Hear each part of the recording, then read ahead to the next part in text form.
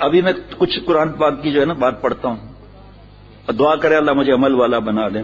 حضرت تھانوی رحمۃ اللہ علیہ کا ہے قرآن مجید کا بہت ہی ادب کرنا چاہیے. نمبر 1 اس کی طرف پاؤں نہ کرو. نمبر 2 اس کی طرف پیٹھ نہ کرو. نمبر 3 اس سے اونچی جگہ پر مت بیٹھو. ایک آدمی قرآن پاک پڑھ رہا ہے اور برابر میں دوسرا آدمی کرسی پر نفل پڑھ رہا ہے, اس میں کوئی پکڑ نہیں ہے, وہ شرعی عذر ہے وہ.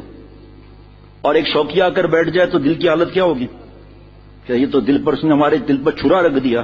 شرعی عذر نہیں ہے, میرے برابر بیٹھا ہوا ہے. حضرت تھانوی رحمۃ اللہ علیہ, حضرت شاہ ابو الحق صاحب رحمۃ اللہ علیہ فرماتے فرق کیا ہے, جب وہ کھڑا ہے تو پیر نیچے ہے اور دھڑ جو ہے وہ اوپر ہے قرآن پاک سے. اب جب بیٹھا ہے تب بھی یہی ہے کہ پیر نیچے دھڑ قرآن پاک کے اوپر سے. اب اس میں آپ کو کیوں تکلیف ہو رہی ہے؟ ادب جناب, قرآن پاک کو زمین یا فرش پر مت رکھو بلکہ رحل یا تکیہ اس پر رکھو. اب ایک بات افسوس کے ساتھ کہ خانہ کعبہ میں کچھ لوگ زمین پر رکھتے ہیں قرآن پاک, ہم بھی اسی طرح کرتے ہیں. کچھ لوگ پیر کعبے کی طرف کرتے ہیں, ہم بھی اس طرح کرتے ہیں. پوچھو تو صحیح یہ ہے کون؟ میں نہیں بتا سکتا کون ہے, بس اتنا بتا سکتا ہوں بس, اور تو زیادہ نہیں بتا سکتا. جان بوجھ کے کرتے ہیں تاکہ کوئی لڑائی کرے ہم سے, ہاتھا پائی شروع ہو تو ان کو موقع مل جائے. 10 15 50 لوگ آس پاس رہتے ہی ہیں, اس لیے بات ہی نہیں کرنی چاہیے.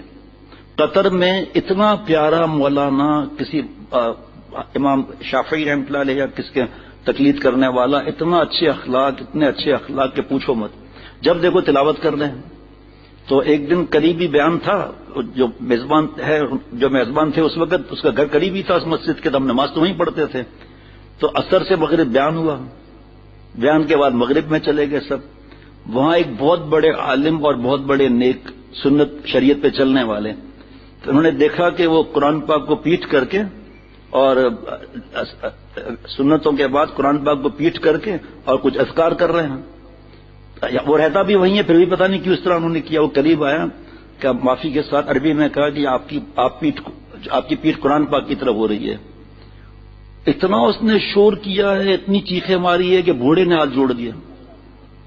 اتنی چیخیں ماری ہیں, اتنی چیخیں ماری ہیں. آپ کو پتا ہے پنکھے تو وہاں ہوتے ہی نہیں, کھڑکیاں تو ہوتی ہی نہیں ہیں, خاموشی ہوتی ہے اسی کی وجہ سے. آج اتنے برس گزر گئے, میرے کان میں اس کی چیخیں ہیں شخص کی. کہاں گیا تمہارا میرا تقویٰ, کہاں گیا میرا دھیان, یہ استقامت کا پتہ یہاں چل. اتنا شور کیا ہے آپ سوچ نہیں سکتے. چپ ہی نہ وہ لوگ, چپ. اس نے ہاتھ جوڑ لیے بوڑھے نے بیچارے نے, داڑھیوں پر ہاتھ رکھنے لگا. اوف پوچھو مت آپ.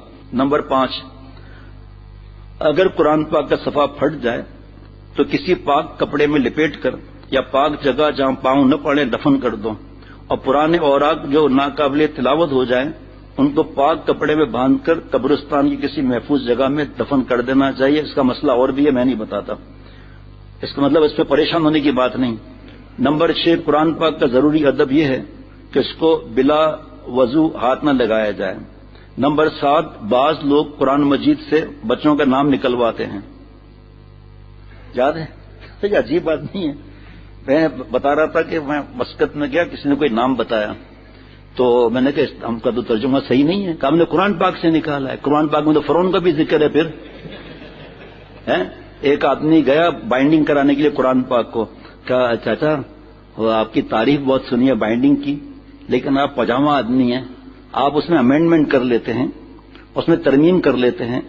دیکھو بھائی یہ قرآن پاک ہے, اس میں ترمیم نہیں کرنی چاہیے. کہا آپ پاگل سمجھائے مجھے, قرآن پاک میں ترمیم نعوذ باللہ, ایسا تھوڑی میں پاگل ہوں, کوئی ایسا خربوزہ اور تربوز تھوڑی ہوں میں, آپ کمال کرتے ہیں. کہ کب آؤں؟ کا 4 دن بھی اگر لے جائیں آپ. اگر 4 دن کے بعد آیا, زبردست بائنڈنگ. کہ آپ نے کوئی ترمیم تو نہیں کی؟ آپ مولانا اس طرح ہماری بے عزتی نہ کریں. کس چیز کی ترمیم؟ ایک بات میرے سمجھ میں نہیں آیا, اتنی مقدس کتاب, اس میں ابو لہب کا بھی ذکر ہے, وہ تو ڈر گیا مولانا, اور فرعون کا بھی ذکر ہے, حامان کا ذکر ہے, شیطان کو تو جگہ جگہ ذکر ہے جی. اس نے پوچھا آپ نے کیا کیا؟ پھر کہ کچھ بھی نہیں کیا, کاٹ کر تیرا اور اپنا نام لکھ دیا. بھائی ترمیم کوئی نہیں کی میں نے. بھائی جی ترمیم میں نے کوئی نہیں کی. بھائی تم نے کیا کر دیا بیوقوف. بہرحال میں نے ان کو بتایا کہ بھائی یہ ترجمہ ہی غلط ہے. دوسرا قرآن پاک سے, پھر مجھے یہ جملہ نہیں پتا تھا, کہ مجھے اتنا پتا تھا حضرت سے سنا تھا کہ قرآن پاک سے نام نہیں نکلوانا چاہیے, اور پھر نام بھی اچھا ہو. ایسے کچھ نام ہے جن کا ترجمہ بہترین ہے ماشاءاللہ, لیکن اس کا تلفظ ادا نہیں ہوتا. تو نام بچے کا بگڑ جاتا ہے، پھر اسکول یا مدرسے میں پھر وہ بیچارہ پریشان ہو جاتا ہے، آدھا نہیں ہو سکتا صحیح نام، لیکن کیونکہ ہمیں نیا نام چاہیے، اس لیے نیا نام چاہیے۔ اس میں ایک صاحب آیا کہ حضرت میری بچی جتنی بڑی ہو رہی ہے اتنی سوکھتی جا رہی ہے۔ حضرت نے فرمایا نام کیا اس بچی کا؟ نمل، نمل نام رکھا ہے۔ حضرت ہنسے، سمجھ گئے کہاں سے لیا؟ قرآن پاک سے لیا۔ فرمایا آپ کو اس کا مطلب پتہ ہے کہ نہیں؟ فرمایا چونٹی مطلب ہے اس کا۔ تو چونٹی تو ہو رہی ہے نا بیچاری کو، اب چونٹی تو واقعی نہ چونٹی ہو جائے، کہاں ہے میں نام بدلتا ہوں؟ یہ بھائی علماء سے پوچھنا چاہیے۔ بعض لوگ قرآن مجید سے بچوں کے نام نکلواتے ہیں اور بعض اس سے فال نکالتے ہیں، یہ دونوں کام خلاف ادب ہیں۔ قرآن پاک اس مقصد کے لیے نازل نہیں ہوا، قرآن پاک تلاوت کے لیے اور عمل کرنے کے لیے نازل ہوا ہے۔ جی ویسے تو قرآن پاک کو ہاتھ بھی نہیں لگائیں گے، فال نکال رہے ہیں، اللہ معاف فرمائے۔ نمبر 8، قرآن مجید کے آداب میں یہ بھی ہے کہ اس کی موجودگی میں اشارہ کروں گا کہ اس کی موجودگی میں جو بیوی کے معاملات جو ہیں وہ ہمارے حضرت والا تغرہ بھی منع کرتے تھے۔ بیڈ روم میں آپ ڈرائنگ روم میں لگا لو، کہیں اور جگہ لگا لو، لیکن میاں بیوی کا جو بیڈ روم ہو نا اس میں تغرے نہیں لگانا چاہیے۔ قرآن پاک کے تغرے لگاتے ہیں نا بعض لوگ، بیڈ روم میں نہیں لگانا چاہیے۔ گھر میں داخل جہاں مٹی نہ لگے، پانی نہ لگے جو ہمارے پیروں میں آ جائے، جیسے جو پہلی خانقاہ ہماری تھی وہاں ماشاء اللہ لکھا تھا، تو مفتی نعیم صاحب سامنے ہی تھے اس وقت اشرف المدارس میں، مجھ سے کہا فیروز بھائی اس کو صحیح ہٹانے کی فکر کریں، کیونکہ خدا یا میر صاحب رحمۃ اللہ نے فرمایا خدا نخواستہ گر پڑے، کبھی جھٹکا لگ جاتا ہے، پھر مٹی لگ رہی ہے، پھر اس میں بارش آئے گی، ہمارے پیروں میں پانی جائے گا۔